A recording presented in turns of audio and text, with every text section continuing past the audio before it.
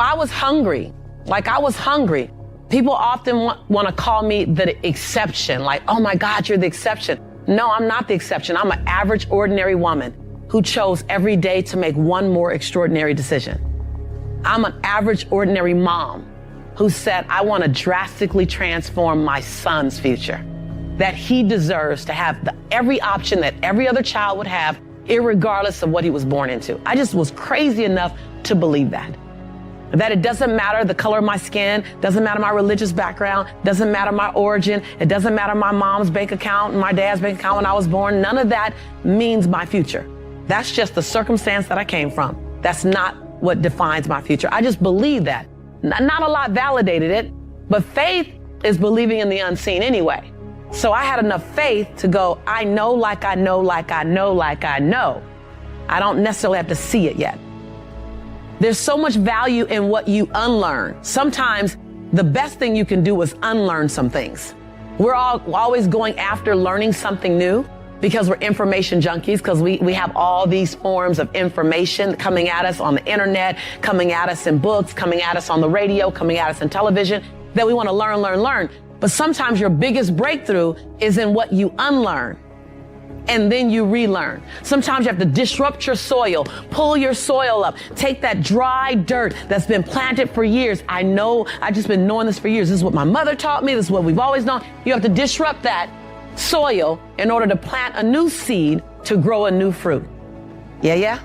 You guys got that? And so I came very comfortably to disrupt your soil.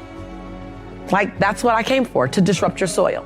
Not to necessarily keep you comfortable in what you know. Stay comfortable in that. I want to disrupt you in some things that are new awareness to go, oh, wait, hold on. Or new awareness about what you've been doing based on what you've known forever that doesn't fit your future anymore. Because I can guarantee you, every single one of us who wants something different than what we're getting, we're doing something unconsciously from old patterns that doesn't even serve our future. That's when the tongue in your mouth and the tongue in your shoe are going in two totally different directions. And your job is to align them up so that you can move forward in a powerful way. Myth number 2 is that abundance is singularly focused on possessions and money. Right? It's all about what you drive, what you live in, how much money you make. When in fact, this couldn't be further from the truth. Wealth is possessions and money. Abundance is a 360 experience. True abundance is your health, because if you don't have great health, life does not feel good. Abundance is relationship, and at the end of your life, literally, you will measure the quality of your life by the quality of the relationships you had. All the other stuff will fall away. That promotion you're thinking about, you're wondering about that raise, it will fall away in the area of importance when you get to the end of your life. You will begin to look at the quality of your relationships. How are your children relating to you? How are your siblings relating to you? Do you have love in your life? You literally will start looking at relationships at a higher level as you get older. So when you mind them now, you take care of them. And I know that for a fact. I have a friend who's worth $14 billion. Billion with a B. He was just partying at my house all night long, wouldn't leave, 4 a.m, go home. And he flew in from Canada to go to my New Year's party because he loves my family connection. And he doesn't have one. He is financially wealthy. He's relationship broke. Does that make sense? Abundance is a 360 experience. It's about relationships. It's about health. It's about your spiritual groundedness. That doesn't mean you have a religious origin. It's about, can you release? Can you forgive? Can you let go? Can you be still? Do you meditate? Do you have time with yourself? That has a lot to do with the quality of your life. Let me tell you, in order to have something different, you are going to have to do something different. In order to have something more, you have to do something you haven't done yet.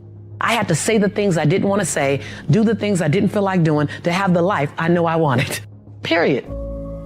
And all I did was give instructions for, here, do this bite size, do this bite size, do this bite size. Bite-sized, digestible, palatable pieces of what you can do.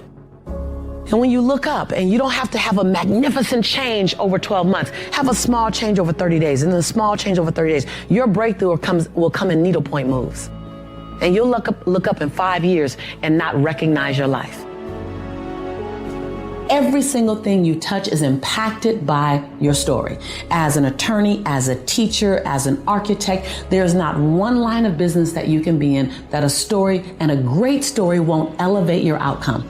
Every single line of business, every single line of service that you're connected to will be impacted and ideally elevated by the level in which you're willing to tell and share your story. So let me give you some guidelines, some parameters, what I like to call the bumper rails, as if you're going bowling. You know, when I go bowling, I ask them to put the little bumper rails down so I can my ball can get down the lane. So let me set up some bumper rails for you so that you understand what makes a great story.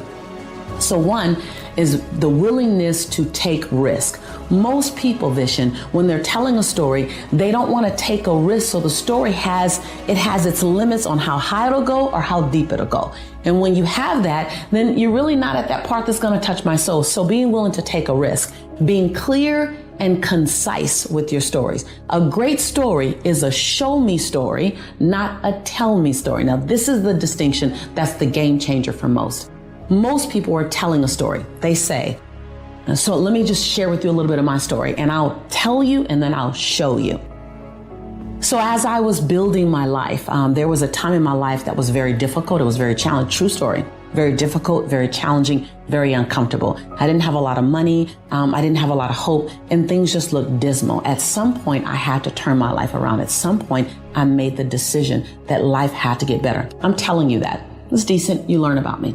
Then if I were to show you that story, I would say 6 days a week, I had to eat beanies and weenies. I had to find money in the crevices and the corners of my couch so that I can get my son milk. There were times when my heart would beat fast just at what am I going to have tomorrow? At some point, I got sick and tired of my own story. Is this going to be my future? No, I can't handle it. Notice the difference in that second story. Wow. I completely see that. I just painted a picture. Same story. Mm-hmm. Now, the second one, when you show a story, it's going to require more of you. It's going to require you to find the colors. What were you thinking? What were you experiencing? What was going on in your head? Instead of telling me you look for money, turn and point. Now, this is anywhere. This is anywhere you are doing anything. I promise you, you become a great storyteller and you will captivate your audience no matter what you're doing. I've captivated investors. I've captivated students. I've captivated educators because I was willing to show the story. I call it unpacking the story, Vishen. Being willing to tell me, what were you thinking? What were you feeling? What were you seeing? Think about a story as an oral movie. And so in an oral movie, think when you're looking at a movie, the first thing they do is they identify what state of time it is. Is it futuristic? Is it in the now? Was it back in the day? You notice that based on what people are wearing, how they're talking. So paint that picture for me. Take me to that environment. Set the backdrop up for me. Show me what you're going through. Instead of saying I was angry, you can tell me you were angry. But when you say the hair on the back of my neck was standing up, I felt the fumes exiting my nose. I thought that my chest was going to pop and I was going to say something that I'd regret forever. Ooh, you just showed me you were angry. Take that extra time to unpack it. Why will most people not do that? Because it requires a level of vulnerability that we're not willing to share. When we talk about living our quest, I think that living my quest, really, if I look at it on a daily basis, it's finding my own voice. It's finding your voice. It's finding the song that only you can sing, off key or not. It's finding your rhythm. It's discovering what it feels like to walk in your shoes today. It won't look like it looked 10 years ago. Living your quest is, what can I do with my life so that my life becomes infectious to someone else? Living my quest looks like, how do I make my fingerprint matter so big?